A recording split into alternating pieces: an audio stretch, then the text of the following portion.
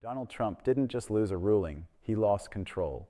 A federal judge just stripped away his favorite shields, exposed his immunity claims as a total cover-up, and ordered an immediate investigation into his own words. Trump's response? Not a legal argument, but a full-blown meltdown, an attack on the judge's power that screams chaos and desperation. He's threatening the very system that's been holding back collapse, daring the courts, daring democracy itself. This isn't politics anymore. It's a walkout on the rule of law, an invasion of the judiciary, a blatant betrayal of the truth. And what happens next could decide how this story ends. Well, it certainly doesn't show any faith or confidence that they have in their ability to appeal that decision, which was categorical and blistering, that it was a violation of the Appointments Clause in the Constitution and that there was no power to do what, the new U.S. attorney did. Well, look, Congressman, I think you hit the nail on the head here. I have been saying for weeks that the Justice Department under this Trump administration has been re-engineered to serve the president's purposes. According to the assessment, on 11 September, the day after conservative activist Charlie Kirk's assassination, Patel arrived in Provo, Utah, but refused to leave the FBI jet without an appropriate raid jet. Tonight, we're not just talking about another Trump outburst or another angry post on social media. We're talking about something much bigger, a former president of the United States openly threatening a federal judge after that judge ordered an immediate investigation into his conduct. That is not normal. That is not how this country is supposed to work. And if we shrug it off as just Trump being Trump, we're going to regret it, because what he's doing here goes straight at the heart of the rule of law. So let's slow this down and walk through what actually happened, what the judge did, how Trump responded, and why this moment is such a turning point, not only in his legal troubles, but in our democracy. A federal judge handed down an order that, by all accounts, was devastating to Trump's legal strategy. The judge didn't just mildly disagree with Trump's lawyers.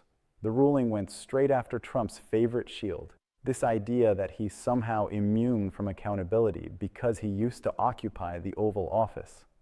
The court said, in essence, no, that's not how this works. You don't get a free pass just because you were president. The judge dismantled his immunity arguments, made it clear that the evidence of his conduct is strong, and essentially said, we're done playing the delay game. This case is moving forward. Sentencing is on the horizon. That's key. The judge didn't just criticize him. The judge cleared the path for consequences. Which is dark and difficult things in the dead of night on behalf of the American people. We played that clip a little bit earlier for a general and a lieutenant colonel to get their response and reaction. I want to get yours, sir, because I'm curious if you think that the fog of war. Now, how does a normal defendant react to that? Maybe they're angry. Maybe they complain to their lawyers. Maybe they file a standard appeal, but they still operate inside the legal system. They don't set the legal system on fire just because they don't like what a judge said. Trump chose a different path. According to this reporting, his reaction wasn't to quietly regroup. It was to lash out. It was to threaten. It was to talk about what he wants to do to judges, prosecutors, and witnesses who stand in his way. That's a line you don't cross if you respect the law.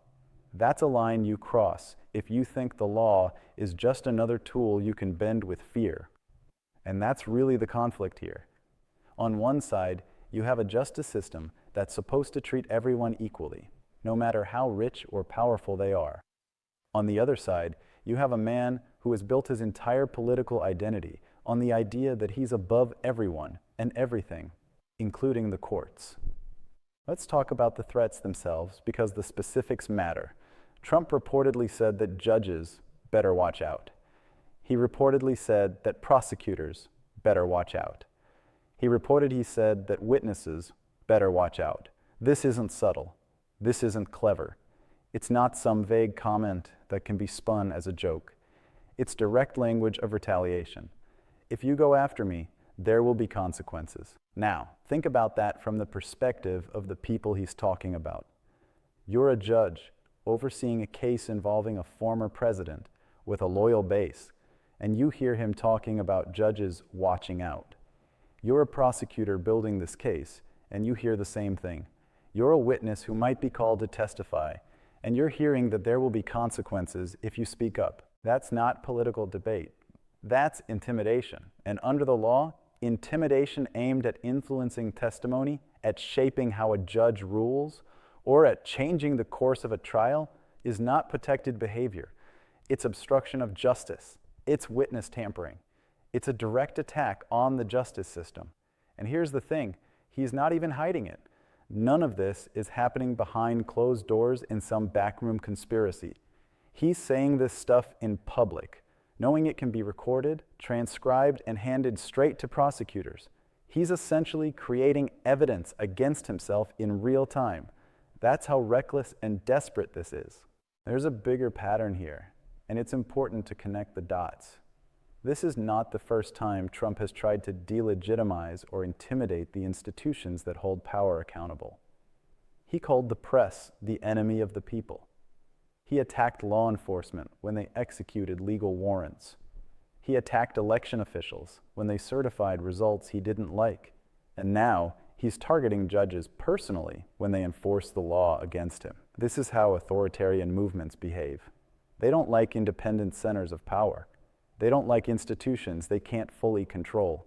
So they attack them. They flood them with disinformation.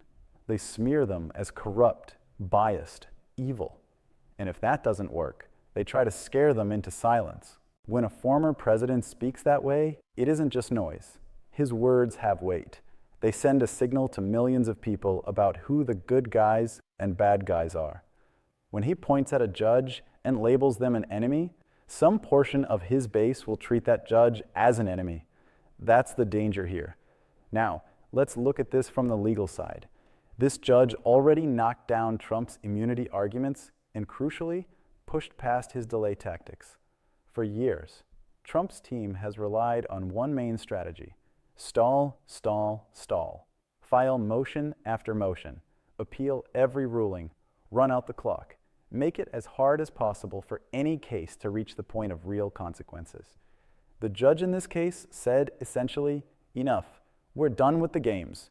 We're moving forward. And that's what triggered this eruption.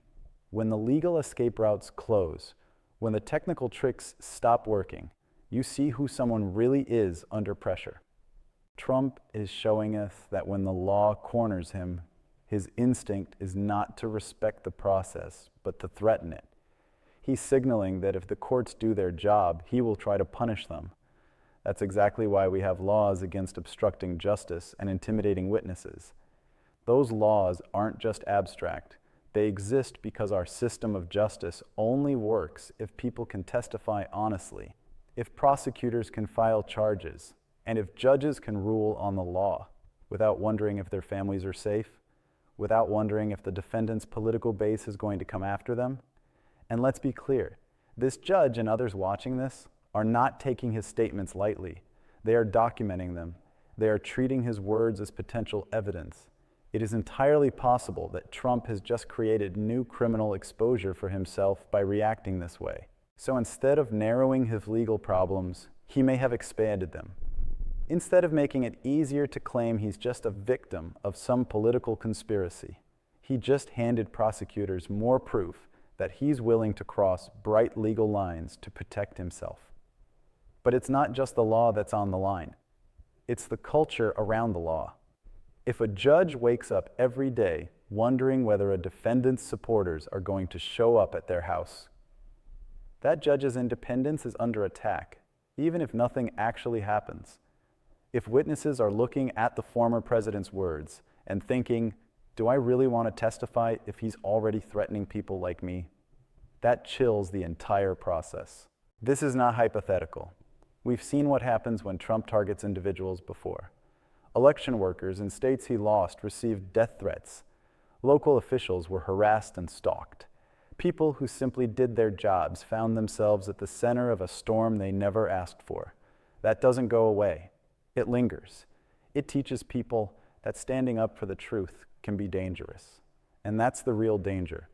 People begin to decide that it's safer not to speak, safer not to testify, safer not to enforce the law. That is how the rule of law dies, not with one dramatic collapse, but with 1,000 quiet decisions by people who decide it's not worth the risk. We need to talk about the political implications too, because this doesn't exist in a vacuum. Republicans who have spent years defending Trump are now in a corner. They can't keep pretending that attacking judges and witnesses is just tough talk or outsider energy. There's nothing populist or patriotic about threatening the justice system. There's nothing conservative about undermining the courts. If they go on TV and shrug this off, they're sending a message that as long as it's their guy making the threats, it's fine. And that's a message that will stick with them for a long time, because someday the roles will be reversed. Someday, if they accept this standard now, they will have no standing to complain when some other politician does the same thing to judges they like or prosecutors they support. Some Republicans understand that. Some judges appointed by Republicans understand that. They know that if they let Trump bulldoze the justice system now, they won't be able to rebuild it later. That's why you're seeing judges, prosecutors, and legal experts, not just from one party, sounding the alarm. This isn't about policy differences. This is about whether there are any lines left that we still agree no one should cross. And let's talk about the voters watching this, because ultimately, that's where the real power lies. A lot of people are tired of hearing about Trump's legal cases. They're exhausted. I get it. But exhaustion is exactly what someone like Trump counts on. He counts on people tuning out, rolling their eyes, thinking, it's all too complicated. It's all just noise.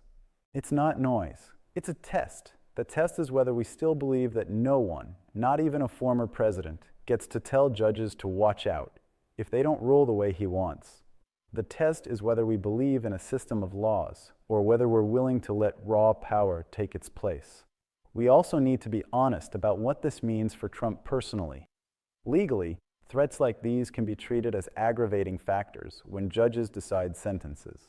If a defendant shows respect for the court, cooperates with the process, and expresses remorse, judges sometimes respond with leniency.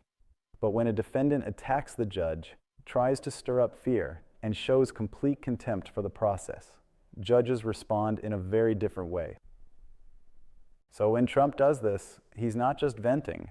He's making it far more likely that if and when he's sentenced, the judge will look at the full picture and say, this person is a danger to the system itself. This person used his platform to try to intimidate the court. That calls for a serious sentence.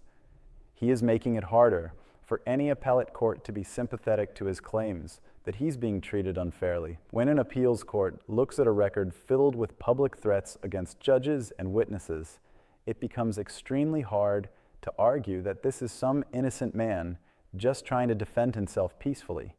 There is also a long-term constitutional issue here. The entire premise of American democracy is that no branch of government owns the law. The executive enforces it, the legislature writes it, and the judiciary interprets it. When a president or a former president decides the judiciary is just another opponent to be threatened, that balance is at risk. If courts back down because they're afraid of how his base will react, they become something they were never meant to be, subordinate to the whims of a single political figure. If they stand firm, even when the threats get ugly, they reinforce something much bigger than this case. The idea that the law is stronger than just one person. That's why what happens next matters so much. Prosecutors will have to decide how to respond to this behavior. Do they treat these threats as additional charges, as evidence of obstruction and intimidation? Judges will have to decide whether to impose stricter conditions, tighter gag orders, or tougher sentences. Lawmakers will have to decide whether they're willing to keep pretending this is normal. And we as citizens have to decide what we're willing to accept from people who ask for our votes. Are we okay with a leader who uses his platform to threaten judges when he doesn't get his way? Are we okay with someone who treats witnesses like enemies and prosecutors like traitors? Or do we finally say, this is too far, this crosses a line that we're not going to cross in this country? Because here's the truth. Democracies don't collapse because one person wants power. They collapse when enough people give up on the idea that institutions matter, when enough people decide that as long as their side wins, they don't care how the game is played. Tonight's story, this judge's order and Trump's reaction to it, is a perfect snapshot of that choice. On one side, you have a judge saying, "We're moving forward. The law applies even to you." On the other, you have a former president trying to scare that judge into backing down. Those two visions cannot coexist. Either the law wins or the threats do. So when you hear that Trump erupted at a judge, remember what that really means. It means he looked at the system that's supposed to hold him accountable and tried to muscle it into submission. It means he chose escalation over responsibility.